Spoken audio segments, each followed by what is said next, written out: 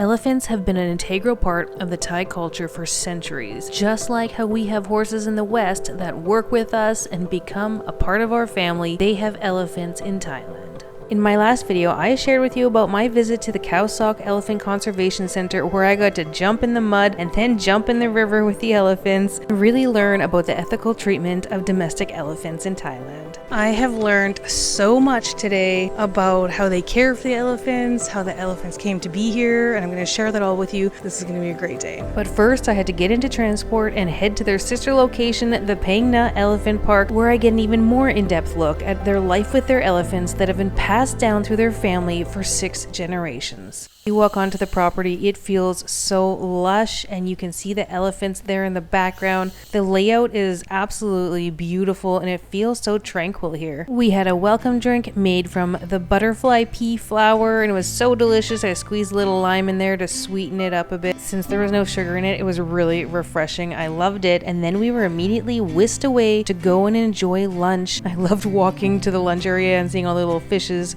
swimming around. It is just so absolutely beautiful and you're completely surrounded by nature. It's really beautiful surroundings to be in to enjoy a lunch. Wow, look at this amazing lunch spread.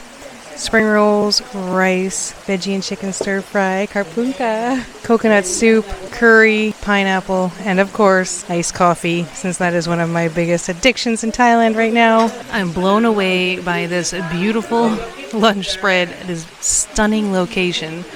And those fish that are swimming around the pond, loved them. So grateful, and I'm in my happy place, and I'm starving.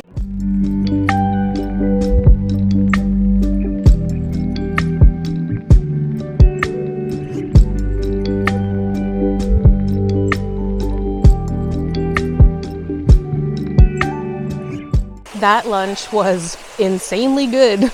Really good. One of my best lunches that I've had yet in Thailand. I loved it.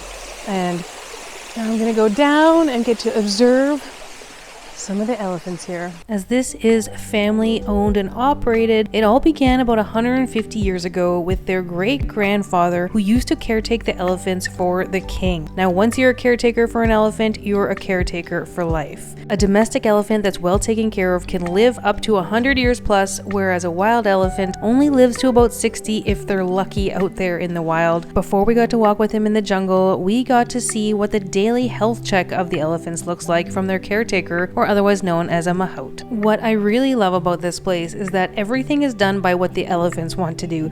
If the elephants are not in the mood to go for a walk or to have a bath or anything, they won't make the elephant do it. They'll just let the elephant go back to doing what it feels like it wants to do for the day. And if the mahout has the day off, then the elephant also gets the day off. They don't breed elephants here, so there are no baby elephants. If they have another elephant that comes to live here, it's because it's been retired from a life of logging or it's been rescued. At this center, they only allow 2 visits with the elephants a day, one group in the morning and one group in the afternoon, in order to make sure the elephants get enough rest and time on their own. This family also founded the Southern Thailand Elephant Foundation, which is a not-for-profit elephant hospital that services all the elephants in southern Thailand, provides free veterinary care to over 1,000 elephants, not only in hospital but also mobile. An elephant eats up to 300 kilograms of food a day, so it takes a lot of care. In the evening, they do get to go out into the forest on the property and forage. She decided she wanted a little drink of water, so we stopped and let her do her thing. Because these are domestic elephants and they were born with humans, they do enjoy human interaction, which you can see when you are interacting with them. Between the 2 properties, they have about 15 elephants, and it's programs like these that enable them to give their elephants the highest level of care. And again, if the elephant's feeling antisocial one day, she doesn't have to socialize.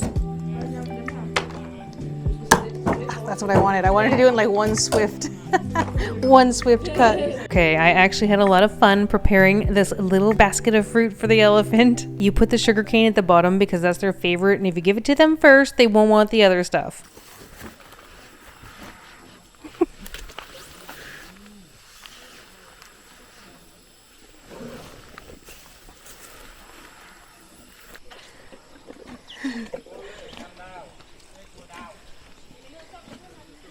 Is it good?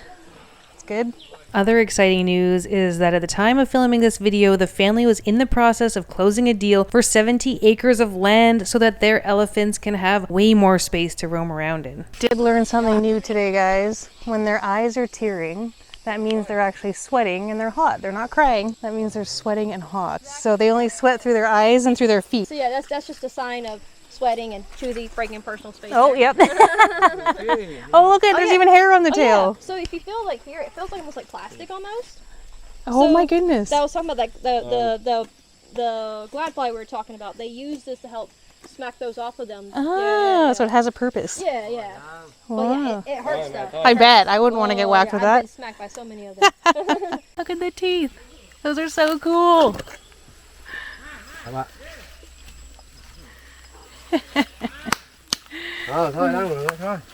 Just walking with them in the forest was so amazing. They're so majestic and they're just such incredible animals. This actually brings me back to when I got to get up close and interact with rehabilitated wild elephants in Africa. It was amazing, and it's actually quite cool to see the differences between them. African elephants were much larger, but that video is also on my channel.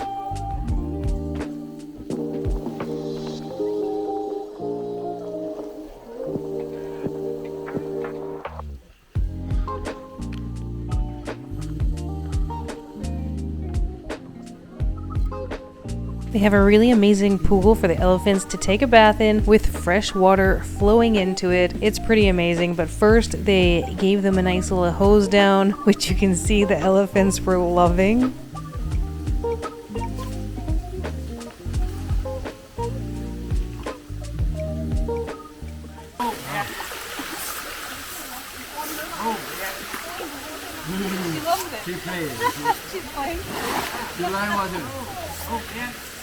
The reason they get brushed daily, with or without tourists visiting them, is because horseflies will lay eggs in their skin, and their skin is really thick. Then the larva will go and burrow deeper and deeper in the skin. This can cause an infection, and then the elephant can die within a week from that infection. So by brushing them, you're getting rid of any potential eggs that could have been laid in their skin. Nature called her while we were in there, so she dropped a little log in the water. But remember that it is totally fresh water, fresh flowing, and elephants eat all plant and organic stuff. So it's just organic waste, which they remove just as fast as it went in there.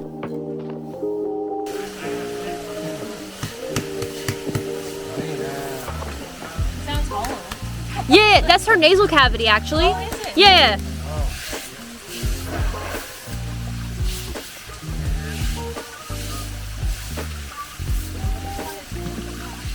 Today was pure magic. I mean, I've learned so much, and I've learned so much about the ethical treatment of elephants in Thailand, and places like this that exist are a total gem. I just love that this is family owned, and the fact it's been passed down from generations. It really is very special, and I think it's also amazing that they started that elephant hospital right near to Phuket, and they're taking care of up to, I think, 800 or 900 elephants right now, because they take care of all the elephants in southern Thailand. So it's the only elephant hospital in southern Thailand. So very, very amazing. This is an experience that I won't soon forget. It was truly incredible, and I'm so grateful for the education and the fact that they took the time to answer all of my questions. But for now, it's time for my next adventure.